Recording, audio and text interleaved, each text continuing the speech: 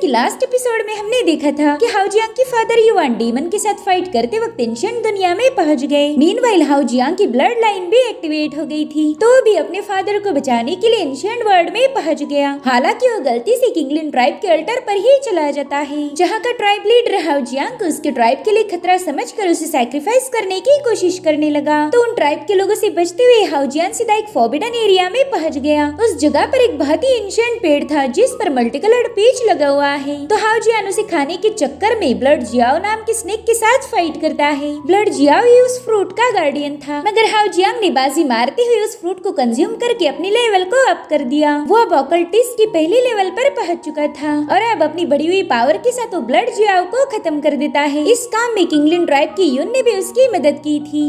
अब आगे तो एपिसोड की शुरुआत में हम देखते कि एंशिएंट पेड़ से बहुत ही स्ट्रॉन्ग स्पिरिचुअल एनर्जी रिलीज हो रही थी, जो देखकर हाउजियांग और यून तुरंत ही उस पेड़ की तरफ भागना शुरू कर देते हैं। हाउजियांग को लग रहा था कि यहाँ पर कोई खास ट्रेजर होगा, मगर ये लोग देखते हैं कि वो पेड़ अपने आप बेजान होकर रिवर के अंदर समा गया। हाउजियांग को तो कुछ भी समझ नहीं आ रहा था कि आखिर उस पीच ट्री के साथ ऐसा क्या हो गया। थोड़ी देर पहले तो वो पेड़ एकदम ठीक था। हाउजियांग देखता है कि उस पेड़ के गायब होने के बाद ही वहाँ पर कपड़ों के कुछ पीसेस फ्लोट हो रहे हैं। उन कपड़ों की क्वालिटी को देखकर ये वो समझ गया कि शायद ये किंगलिन ट्राइब के किसी बंदे के हो सकते हैं, मगर अभी भी वो श्योर नहीं था। इसलिए वो यून से कहता है कि यहाँ आकर इन कपड़ों को चेक करो, शायद ये तुम्हारे किसी बंदे के हो सकते हैं। तो यून भी जल्दी से जाकर उन कपड़ों के टुकड़ों को चेक करने लगी, जिन्हें देखकर वो काफी ज्यादा परेशान हो गई थी। और फिर उसे वहाँ पर एक नेक पीस भी मिल जाता है, जिसे देखते ही उसे तो बहुत बड़ा शॉक लग गया। वो कहने लगी कि ये नेक पीस और कपड़े तो सिस्टर याओ के हैं, जिसे कुछ टाइम पहले ही हमने माउंटेन डेटी के लिए सैक्रिफाइस किया था।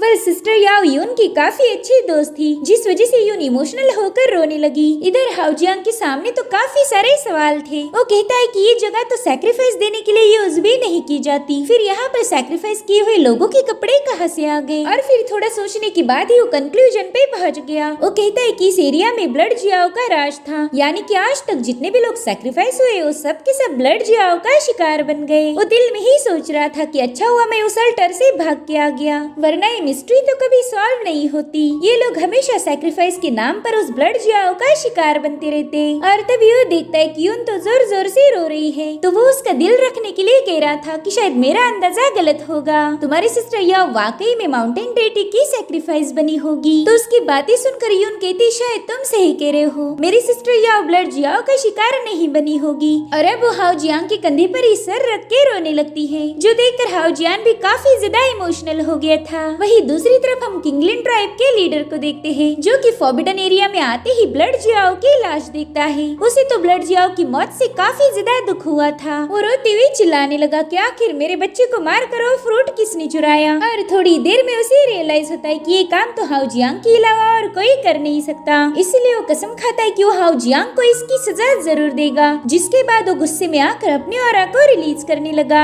उसकी पावरफुल ऑरा ने उसे कुछ फुट स्टेप शो कर दिए, जो कि थे हाउजियान और यून के। इधर हाउजियांग यून को बता रहा था कि तुम्हारा वो ट्राइब लीडर ऑकल्टिस्ट की सेकंड रैंकिंग पर है। अगर हमारा गलती से भी मुकाबला हुआ तो हमें संभाल कर रहना होगा। हम उसका मुकाबला करने की कोशिश तो जरूर करेंगे, लेकिन अगर वो हम पर भारी पड़ गया तो भागने के लिए तैयार रहना। तुम्हें बहादुरी दिखाते हुए उसका मुकाबला करने की कोई जरूरत नहीं। ये सुनकर यून तुरंत ही उसकी बात मान जाती है, जिसके बाद वो हाउजियांग का हाथ पकड़कर कहने लगी कि तुम तो बहुत ही अच्छे बंदे हो। लेकिन हाउजियांग को उसके मुँह से कुछ अलग सुनना था। वो कहता है कि अगर अच्छे बंदे की बजाय तुम कुछ और बोलती तो शायद मैं ज्यादा खुश होता। वहीं पर यून उसकी बातों से थोड़ा सा चौंक गई और तभी हाउजियांग उसे बताने लगा कि यून, क्या कभी तुम्हें किसी ने बताया नहीं कि तुम खरगोश जैसी दिखती हो। और उतने में ही यून को कोई जकड़ते हुए हाउजियांग से दूर खींच लेता है, जो देखकर हाउजियांग तो काफी ज्यादा घबरा गया। साथ ही साथ अब हाउजियांग पर भी मल्टीपल अटैक्स होने लगे, जिन्हें वो जैसे तैसे डॉज कर रहा था। इधर से यून उसे बताने लगी कि शायद ये ट्राइब लीडर होगा। उसने अपनी बेलों का यूज करते हुए यून को चोक करना शुरू कर दिया था। और अब वहाँ मौजूद स्मोक से ट्राइब लीडर की आवाज उस जगह पर गूंजने लगी। वो हाउजियांग से कह रहा था कि बच्चे, अपनी जगह से तुम एक कदम भी आगे नहीं बढ़ाओगे, वरना यून कल का सूरज नहीं देख पाएगी, और इस बात की मैं तुम्हें गारंटी देता हूँ। और अब वहाँ का धुआं हटते हुए ट्राइब लीडर सीधा उनके सामने आ जाता है। हाउजियांग तो उसे देखकर काफी ज्यादा भड़क गया था। वहीं पर यून ट्राइब लीडर से पूछने लगी कि बताओ मेरी सिस्टर याओ के साथ तुम लोगों ने क्या किया। याओ के कपड़े इस रिवर में कहाँ से आ गए? कहीं वो ब्लड जियाओ का शिकार तो नहीं बनी थी। मैं जानना चाहती हूँ क्या सच में इस दुनिया में माउंटेन डेटी एग्जिस्ट करते हैं या फिर वो बस तुम्हारी एक चाल थी। तो ट्राइब लीडर हंसते हुए कहने लगा कि डेटी, हाँ है ना, हमारी इस दुनिया में डेटी मौजूद है। मैं खुद ही तुम्हारा भगवान हूँ और तुमने मेरे खिलाफ जाकर बगावत की शुरुआत कर दी है। तुमने मेरे हुक्म के खिलाफ जाते हुए इस मामूली बंदे का सपोर्ट करके ब्लड जियाओ को खत्म कर दिया। ब्लड जियाओ मेरा बच्चा था, मैंने न जाने कितने ही सैक्रिफाइस दे के उसे रेज किया और आज तुम्हारी वजह से वो खत्म हो गया। उसने नहीं बल्कि तुम लोगों ने मरना चाहिए था। अब उसकी बातों से तो हाउ जियांग का खून ही खौलने लगा। वो कह रहा था कि तुम लोगों को उल्लू बनाकर उनका सैक्रिफाइस देते आए हो ताकि तुम अपने उस डीमन को रेज कर पाओ। तुमने आज तक न जाने कितने ही मासूम लोगों का सैक्रिफाइस सेरेमनी के नाम पर खून बहाया। पूरी की पूरी ट्राइब तुम्हारे लिए किसी बलि के बकरे से कम नहीं थी। तुम्हारे जैसे ईवल बंदे के पास तो कोई पावर नहीं होनी चाहिए क्योंकि तुम उसके लायक ही नहीं हो। उसकी बातों से तो ट्राइब लीडर काफी ज्यादा भड़क गया था। वो कहने लगा कि तुमने एक डेटी का अपमान किया है, इसलिए अब सजा की तौर पर तुम्हें अपनी जान देनी होगी। जिसके बाद वो अपनी एक्सट्रीम पावर को एक्टिवेट करते हुए कहने लगा कि अब तुम मेरे कहर से बच नहीं सकते। और देखते ही देखते वहाँ पर एनर्जी का एक बहुत बड़ा बवंडर क्रिएट हो गया जिसमें से बहुत ही खतरनाक स्पिरिचुअल बीस्ट बाहर आ गया था। वह बड़ी तेजी से जाकर हाउ जियान पर अटैक कर देता है। इधर हाउ जियान भी उस बीस्ट को देखकर काफी ज्यादा डर गया था, लेकिन वो नीचे बेंड होते हुए उसके अटैक से बच जाता है। वहीं पर ट्राइब लीडर अपने स्पिरिचुअल बीस्ट से कह रहा था कि इस बंदे को दिखा दो कि इस जंगल में किसका राज है।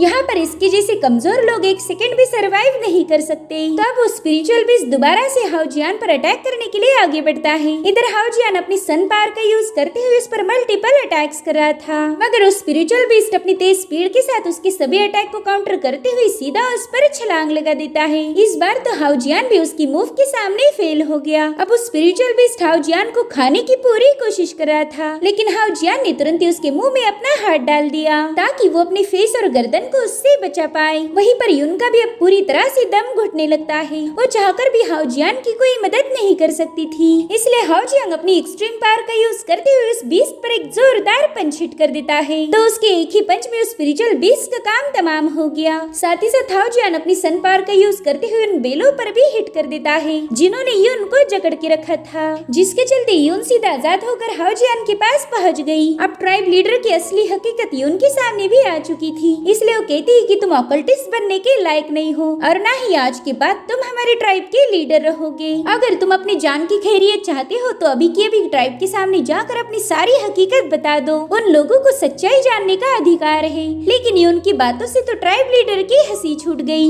वो कहने लगा कि तुम्हारे जैसे दो कौड़ी के इंसान कभी मेरी वैल्यू को समझ नहीं सकते। तुम्हें तो इतनी भी अकल नहीं कि एक डेटी के सामने बात कैसी की जाए। ये सुनकर हाउ जियांग कह रहा था कि तुम्हें तो शर्म आनी चाहिए, इतने बेकार काम करते हुए भी खुद को डेटी बोल रहे हो। तुम्हारे जैसे तानाशाह एक दिन जरूर से कुत्ते की मौत मारे जाते हैं। जिस पर डेटी कहने लगा कि बच्चे, पहला तो मैंने ये सोचा था कि अगर तुम वो पीच मेरे हवाले कर दो तो शायद मैं तुम्हारी जिंदगी बख्श दूं, लेकिन अब उसके लिए भी देर हो चुकी है। अब तो मैं तुम्हारा सिर काट के उसमें ही वाइन पिया करूंगा। जिसके बाद वो अपने माथे पर टच करते हुए अपनी पावर्स को एक्टिवेट करना शुरू कर देता है। जो देख हाउ जियान भी कहाँ ही पीछे रहने वाला था, उसने भी अपने सनमार्क को छूते हुए डिवाइन गॉड स्पेल को एक्टिवेट कर दिया, जिसके चलते हाउ जियान के हाथ में सन की एक्सट्रीम पावर आ गई थी और अब उसी सन पावर का यूज करते हुए ट्राइब लीडर पर अटैक कर देता है। तो अब उसके अटैक को काउंटर करने के लिए ट्राइब लीडर अपनी स्टिक को हवा में उछालते हुए वहाँ पर किंगलिन मिस्टिक डियर को समन कर लेता है। वो मिस्टिक डियर इतना ज्यादा पावरफुल था कि हाउ जियान के अटैक को उसने पूरी तरह से एब्जॉर्ब कर लिया, जो देखकर तो हाउ जियान काफी ज्यादा शॉक हो जाता है। जिसके बाद ट्राइब लीडर अपने मिस्टिक डियर को हुक्म देता है कि जाके इन दोनों को खत्म कर दो। अब वो मिस्टिक डियर बड़ी ही तेजी से इनकी तरफ अटैक करने के लिए आगे बढ़ रहा था, तो हाउ जियान एक बार फिर से उस पर हमला करने की कोशिश करता है, मगर इस बार भी अंजाम वही था। जो देख हाउ जियान समझ जाता है कि अब यहाँ पर फाइट करने का कोई फायदा नहीं, इसलिए तुरंत ही उनका हाथ पकड़कर वहाँ से भागना शुरू कर देता है। भागते भागते उस डियर पर अटैक भी करते जा रहा था, जिसके बाद वो यून को दूर फेंकते हुए सीधा उस डियर के सामने आ जाता है। उस डियर ने तो आते ही उसे एक जोरदार धड़क मार दी थी, जिससे हाउ जियान बुरी तरह से घायल होकर पेड़ों को काटते हुए सीधा पीछे जाकर गिर जाता है। वो तो अब इंटरनली भी काफी ज्यादा इंजर्ड हो चुका था, तो यून तुरंत ही जाकर उसे संभालने लगी। हाउ जियान उससे कहता है कि तुम मेरी फिक्र बिल्कुल भी मत करो, ट्राइब लीडर बस इस डियर के भरोसे हमारे साथ फाइट कर रहा है। अगर हमें उसके साथ मुकाबला जीतना है तो पहला इस डियर को खत्म करना होगा। वहीं पर ट्राइब लीडर हंसते हुए इन दोनों से कह रहा था कि मैंने तो तुम्हें पहले ही बता दिया था कि माउंट यानमो में बस मेरा ही राज है, मैं ही यहाँ का डेटी हूँ। वहीं पर ट्राइब लीडर का मिस्टिक डियर एक बार फिर से हाउजियान को मारने के लिए आगे बढ़ने लगा। ये उनको पता था कि अब हाउजियान तो इसका मुकाबला करने से रहा, इसीलिए वो हाउजियान को प्रोटेक्ट करने के लिए अपनी जान की परवाह न करते हुए उसके सामने जाकर खड़ी हो गई। इधर हाउजियान को कुछ भी समझ नहीं आ रहा था कि आखिर वो इस मिस्टिक डियर को कैसे हरा पाएगा। वो कहता है कि मैं खुद एक सन हूँ, मगर फिर भी इसके सामने कमजोर पड़ गया। कहीं ऐसा तो नहीं कि मैं अपनी पावर का सही से यूज नहीं कर पा रहा। और उसी वक्त उसे अपने फादर की याद आती है। उन्होंने डीमन के साथ फाइट करते हुए अपने यूनिक फॉर्मेशन को एक्टिवेट करके वहाँ पर एक स्पिरिचुअल बर्ड को समन कर लिया था। तो हाउजियान भी उसी टेक्निक का यूज करता है। उसने अपनी सन पावर का यूज करते हुए वहाँ पर एक बहुत ही पावरफुल फॉर्मेशन बना लिया। और ये फॉर्मेशन इतना कमाल का था कि हाउजियान खुद ही ब्लड जियाओ जैसे गोल्डन बीस्ट में तब्दील हो गया, जिसके बाद वो सीधे जाकर मिस्टिक डियर से भिड़ जाता है। उन दोनों की क्लैश में वहाँ पर बहुत ही स्ट्रॉन्ग स्पिरिचुअल एनर्जी रिलीज हो रही थी, जो देखकर ट्राइब लीडर भी घबरा जाता है। वो कहता है कि शायद इस बंदे ने ब्लड जियाओ का शिकार किया था, इसी वजह से ब्लड जियाओ की सोल इसका गुलाम बन गई। और यही वजह है कि वो ब्लड जियाओ और अपनी सन पावर को कंबाइन करके इस मूव का इजाद कर पाया। मगर मैं भी इस बंदे के सामने इतनी आसानी से हार नहीं मानूंगा। जिसके बाद उसने अपने मिस्टिक डियर में और पावर्स ऐड करना शुरू कर दी। मगर इसका कोई खास फायदा ट्राइब लीडर को नहीं मिलता, क्योंकि ब्लड जियाओ ने उस डियर को पूरी तरह से जकड़ लिया था। जिसके बाद उस मिस्टिक डियर को खदेड़ना शुरू कर देता है। वो डियर अपनी जान बचाने के लिए इधर उधर भाग रहा था, लेकिन हाउजियान उसका पीछा नहीं छोड़ता। वो अपनी जबरदस्त पावर के साथ उस डियर को बुरी तरह से घायल कर रहा था। अब उन दोनों में ऐसी पावरफुल फाइट काफी देर तक चलती रही, जिससे पूरा की पूरा जंगल बुरी तरह से शेक हो रहा था। मगर फाइनली इस फाइट में जीत होती है ब्लड जियाओ की। उसने तुरंत ही उस मिस्टिक डियर को हवा में उछालते हुए सीधा निगल लिया। अब हाउजियांग दोबारा से अपनी असली फॉर्म में आ जाता है और वो मिस्टिक डियर भी अपने असली फॉर्म यानी कि ट्राइब लीडर के स्टिक के रूप में आ गया था, जिसे हाउजियान बड़ी स्टाइल के साथ ब्रेक करते हुए नीचे फेंक देता है। वो कह रहा था, ट्राइब लीडर देखो, मेरी इस नई मूव ने तुम्हारे एक और बच्चे को खत्म कर दिया। साथ ही हाउजियान ने जबरदस्त मूव का नाम रखा गोल्ड स्केल्स रात, जो कि दिखने में जितनी शानदार थी उतनी ही ज्यादा जबरदस्त। अब हाउजियांग की जीत से तो ट्राइब लीडर काफी ज्यादा बौखला गया था। वो तुरंत ही हवा में जंप लगाते हुए अपनी पावर्स को एक्टिवेट कर देता है। वो बड़ी तेजी से इधर उधर मूव होने लगा। हाउजियांग तो पता ही नहीं कर पा रहा था कि आखिर ट्राइब लीडर किस दिशा से उस पर हमला करेगा। और तभी ट्राइब लीडर ने सीधा उसके पीछे से आकर उस पर एक जबरदस्त स्नीक अटैक कर दिया, जिसके चलते हाउजियान बुरी तरह से घायल होकर हवा में उछल गया था। तो ट्राइब लीडर भी उसके पीछे पीछे हवा में आ जाता है, जिसके बाद उसने हाउजियान के पेट पर एक जबरदस्त लात मार दी। उसके इस अटैक में ढेर सारी पावर्स थी, जिससे घायल होते हुए हाउजियान सीधा जमीन पर आकर पटक जाता है। साथ ही साथ हम देख पाते हैं कि ट्राइब लीडर अपने किसी लॉर्ड से मदद की भीख मांग रहा था। वो कहता है कि मुझे ग्रेट पावर दीजिए ताकि मैं इस कीड़े को मसल पाऊं। तो उसके लॉर्ड ने तुरंत ही उसकी मदद की, जिसके चलते ट्राइब लीडर के अंदर ढेर सारी पावर्स आ चुकी थी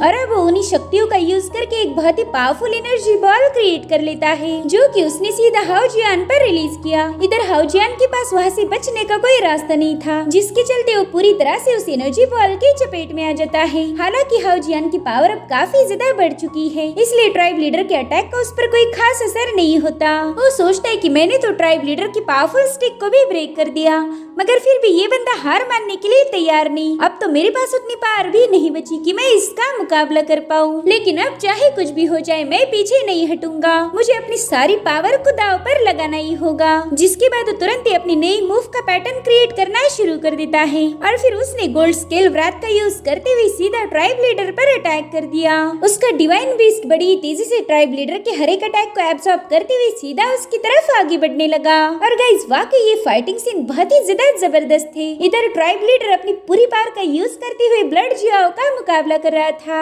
इन दोनों की क्लैश में पूरा फॉरेस्ट हिलने लगा। इधर गोल्ड ब्लड जियाओ बड़े ही खतरनाक तरीके के साथ ट्राइब लीडर से आंखें मिलाते हुए उसकी पावर को डिस्ट्रॉय कर देता है, जिसके बाद वो सीधे जाकर ट्राइब लीडर को एक जोरदार धड़क मार देता है। ट्राइब लीडर तो अपने लॉर्ड को ही याद करने लगा। वो कह रहा था, मेरे लॉर्ड प्लीज मेरी मदद कीजिए। मगर तब तक गोल्ड ब्लड जियाओ ने उसे पूरी तरह से घायल करते हुए एक पेड़ पर पटक दिया और अब वो डिवाइन बीस्ट दोबारा से अपने असली फॉर्म यानी कि हाउजियांग के फॉर्म में आ जाता है। उसी वक्त हाउजियांग को फील होने लगा कि उसने अपनी ऑलमोस्ट सारी एनर्जी को यूज कर लिया है। साथ ही साथ थोड़ी देर में सूरज भी ढलने वाला था, यानी कि अब हाउजियांग को कोई सोलर पावर नहीं मिलेगी। अब वो अपनी पावर्स के बारे में सोच रहा था कि तभी यून उसके पास आकर खुश होकर कहने लगी कि हाउजियान हमारी जीत हो गई। उसका भोलापन देखकर हाउजियान को उस पर काफी ज्यादा प्यार आ रहा था और तभी उसे ट्राइब लीडर के कराहने की आवाज आने लगी। दरअसल हाउ जियान ने उसे पेड़ पर ही टांग दिया था ताकि ये बंदा अपनी दूसरी कोई इवल ट्रिक का यूज ना कर पाए। ट्राइब लीडर कहता है, बच्चे तुमने यहाँ आकर सबसे बड़ी गलती की है। अब मेरे डीमन लॉर्ड तुम्हें जिंदा नहीं छोड़ेंगे। देख लेना, वो मेरी मौत का बदला जरूर लेंगे। ना कहकर ट्राइब लीडर की वहीं पर मौत हो गई। हम देख पाते हैं कि उसकी बॉडी से एक पार्टिकल बाहर रिलीज होते हुए सीधा जंगलों में चला गया। अब वो कहाँ गया ये हमें फिलहाल तो दिखाया नहीं गया है। वहीं पर हाउ जियान यून से कंफ्यूज होकर पूछने लगा कि क्या तुम्हारे पास इस डीमन लॉर्ड की कोई इन्फॉर्मेशन है? मगर यून को भी डीमन लॉर्ड के बारे में कोई आइडिया नहीं थी। वो अपनी दोस्त को मिस करते हुए कहने लगी कि याओ देखो, हमने तुम्हारी मौत का बदला ले लिया है। इस बंदे ने छल कपट करते हुए तुम्हें मारा था और आज वो खुद भी मारा गया। और इधर हाउ जियान एक्साइटेड होकर कहने लगा कि मैं तो बेताब हूँ कि इस ट्राइब लीडर के पास हमें कौन सा ट्रेजर मिलेगा। इसलिए वो तुरंत ही ट्राइब लीडर की तलाशी लेना शुरू कर देता है। तभी यून उसे बताने लगी कि तुमने उसका लेदर पाउच चेक करना चाहिए। अब हाउ जियान को पता ही नहीं था कि लेदर पाउच होता क्या है। तो यून उसे समझाने लगी कि सभी ऑकल्टिस्ट अपनी सारी काम की चीजें इसी लेदर पाउच में रखा करते हैं। उसमें से हमें कुछ मांस के टुकड़े, पानी और कुछ अच्छा स्टफ भी मिल सकता है। इसलिए हाउ जियांग ने तुरंत ही उस पाउच को कलेक्ट कर लिया। उसे तो ये समझ नहीं आ रहा था कि इतने छोटे से बटुए में इतनी सारी चीजें कहाँ से आएगी। अब रात के समय इन दोनों ने मीट पकाना शुरू कर दिया। हाउ जियांग तो पेट भर खाना खाने के बाद कुछ मीट भून कर अपने बटुए में भी रख देता है। वो यून को बताने लगा कि कल से ही मैं मेरे फादर की तलाश शुरू कर दूंगा। वैसे बनी, जरा मुझे बताओ तुम्हारे आगे की क्या प्लान है? बनी ये नाम सुनकर यून थोड़ा सा कंफ्यूज हो गई। वो उससे पूछती कि इस बनी का मतलब क्या होता है और तुम मुझे बनी कह के क्यों बुला रहे हो? तो हाउ जियान शर्माते हुए कहने लगा कि तुम खरगोशों जैसी क्यूट हो, इसलिए मैं तुम्हें बनी बुला रहा था। मैंने तो तुम्हारी जैसी सिंपल और स्वीट लड़की आज तक नहीं देखी थी। मगर यून की दुनिया में तो ऐसे लफ्जों का यूज ही नहीं किया जाता, इसलिए वो हाउ जियान की बातों को पूरी तरह से समझ ही नहीं पाती। तो हाउ जियान उसे सिंप्लीफाई करके बताने लगा कि तुम बहुत ही ज्यादा खूबसूरत हो। उसे लग रहा था कि यून ने इस बात पर शर्माना चाहिए, मगर यून तो उल्टा काफी ज्यादा खुश हो गई। हाउ जियान को इस बात का अंदाजा लग चुका था कि वो यून को इतनी आसानी से तो पटा नहीं सकता, क्योंकि यहाँ के लोग काफी ज्यादा सिंपल थे। लाइन मारना क्या होता है ये तो उनके हिसाब से बाहर है। अगर उसे यून को अपने दिल की बात बतानी है तो फिर यहाँ के तौर तरीके सीखने होंगे। और तभी यून उससे कहने लगी कि मैंने आगे की प्लानिंग सोच ली है। मैं कल ही शिहू सिटी के लिए रवाना हो जाऊंगी। वहाँ पर लिंगिया ऑकल्ट कंपटीशन होने वाला है। अब हाउ जियान को तो इस कॉन्टेस्ट के बारे में कोई आइडिया नहीं था, इसलिए वो तुरंत ही यून के पास जाकर उससे पूछने लगा कि मुझे इस लिंगिया ऑकल्ट कंपटीशन के बारे में इन्फॉर्मेशन दो, मुझे तो इसके बारे में कोई आइडिया नहीं। तो यून उसे जवाब देते हुए बताने लगी कि वेस्टर्न रीजन के सभी यंगेस्ट ऑकल्टिस्ट इसमें पार्टिसिपेट करते हैं और फिर इस कॉन्टेस्ट का विनर ही लिंगिया ऑकल्टिस्ट बनेगा। जो भी बंदा ये खिताब जीतता है वो अपने ट्राइब का नाम रोशन करता है। तभी हाउ जियान उसे क्यूरियस होकर पूछने लगा कि तुमने मुझे बताया था कि तुम एक ऑकल्टिस्ट नहीं हो, तो फिर तुम वहाँ जाकर क्या करोगी? तो यून उससे कहती कि शायद वहाँ जाने के बाद ही मुझे मेरे सारे सवालों के जवाब मिलेंगे। मैं जानना चाहती हूँ कि मैं एग्जैक्टली किस ट्राइब से बिलोंग करती हूँ। वहाँ पर कई सारे ट्राइब के लोग आएंगे, तो शायद उनमें से मैं अपने लोगों को ढूंढ पाऊंगी। मैं जल्द से जल्द अपने ट्राइब के पास वापस जाना चाहती हूँ। यहाँ पर मेरा बिल्कुल दिल नहीं लगता। वहीं पर हाउ जियान तो बस गौर से ही उनको घूर रहा था। यून के भोलेपन और खूबसूरती ने हाउ जियान को पूरी तरह से घायल कर दिया था। और तभी यून देखती है कि बंदा तो उसे पागलों जैसे घूरते जा रहा है, इसलिए हाउ जियान भी खांसने का नाटक करते हुए टॉपिक ही बदल देता है। वो यून से कहता है कि मुझे तो ये लगा था कि तुम किंगलिन ट्राइब के ही मेंबर हो, और अब मुझे पता चल रहा है कि तुम इस ट्राइब के मेंबर ना होते हुए भी सैक्रिफाइस के लिए रेडी हो गई थी। तो यून उसे बताती है कि जब मैं छोटी थी तभी ऑकल्टिस्ट मुझे अपने साथ लेकर आया, मगर अब उसके मरने के बाद मैं दोबारा से अपने घर वापस जाना चाहूंगी, जिसके लिए हाउ जियान भी मान जाता है। लेकिन उसे यून की काफी ज्यादा फिक्र हो रही थी। कहने लगा कि यहाँ के जंगल बिल्कुल भी सेफ नहीं, यहाँ पर खतरनाक बीस्ट है, इसीलिए मैं तो बिल्कुल नहीं चाहता कि तुम शिहू सिटी अकेली जाओ। मगर यून को तो अभी तक समझ नहीं आया था कि हाउ जियांग उसके साथ जाना चाहता है। उसका तो पूरा ध्यान अपने खाने पर था, इसलिए वो कहता है यून मेरे पास एक खतरनाक आइडिया है जिसका यूज करके तुम शिहू सिटी काफी जल्दी पहुँच जाओगी, और वो भी बिल्कुल सेफ तरीके से। मगर रास्ते में हमें कई जगह पर रुकना पड़ सकता है ताकि मैं अपने फादर को वहाँ पर ढूंढ पाऊँ। अगर तुम्हें इतराज ना हो तो मैं भी तुम्हारे साथ आना चाहूँगा। यून को भी हाउ जियांग का ये आइडिया काफी ज्यादा पसंद आ गया। वो खुश होकर कहने लगी कि हाँ, हम दोनों एक साथ मिलकर शिहू सिटी जाएंगे। मुझे तो लगता है कि इस सफर में हमें काफी ज्यादा मजा आएगा। इधर हाउ जियांग को भी उसकी एक्साइटमेंट देखकर काफी ज्यादा हंसी आने लगी। और तभी यून उसे कंफ्यूज होकर पूछने लगी कि बताओ ना, तुम्हारे पास वो कौन सा आइडिया है जिसका यूज करके हम शिहू सिटी काफी जल्दी पहुँच पाएंगे? मुझे पूरा यकीन है कि तुम्हारे पास कोई बेटर ऑप्शन जरूर होगा। ये सुनकर हाउ जियांग हंसने लगा, जिसके बाद वो खुले आसमान की तरफ देखकर खुश होने लगा। मेरे ख्याल से हाउ जियांग के पास यून को वहाँ से ले जाने का कोई नॉटी तरीका जरूर होगा। और इसी के साथ ये एपिसोड यहीं पर एंड हो जाता है। Thank you so much for watching. Bye bye, take care.